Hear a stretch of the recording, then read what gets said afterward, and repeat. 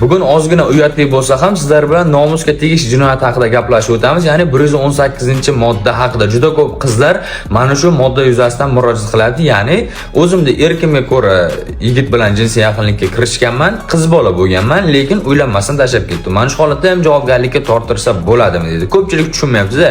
Nomusga tegish jinoyatini tarkibini berishligi uchun albatta ikkinchi tomonni erkiga xilof ravishda birinchi tomon, ya'ni erkak va ayolni erkiga xilof ravishda unga kuch ishlatilishi kerak bo'ladi. Ya'ni uni majburlash kerak, jismoniy kuch ishlatilishi kerak yoki qanaqadir bir ruhiy bosim o'tkazilishi kerak bo'ladi. Agar kuch ishlatilmasa, majburlanmasa, urilmasa, tepilmasa, so'kilmasa, kiyimlari yirtilmasa, qiz o'z xohishi bilan, yigit ham o'z xohishi bilan jinsiy munosabatga kirishadigan bo'lsa, bu yerda qizni bokiraligi ahamiyatsiz hech qanaqa javobgarlikka tortilmaydi.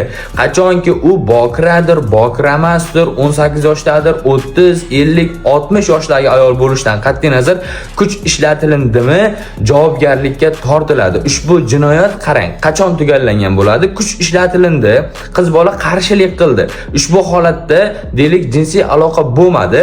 Mana shu holatda ko'p bolalar o'ylaydi, men kuch ishlatdim, qiz qarshilik qildi, endi javobgarlikka tortilmayman deb. Yo'q, siz 118-modda, ya'ni nomusga tegishga suiqasd qildingiz. Ushbu holatda ham 25 orqali siz javobgarlikka tortilasiz. Ushbu jinoyat qachon tugallangan bo'ladi? Qachonki qo'polroq bo'lsa ham tushuntiraman, farqi yo'q.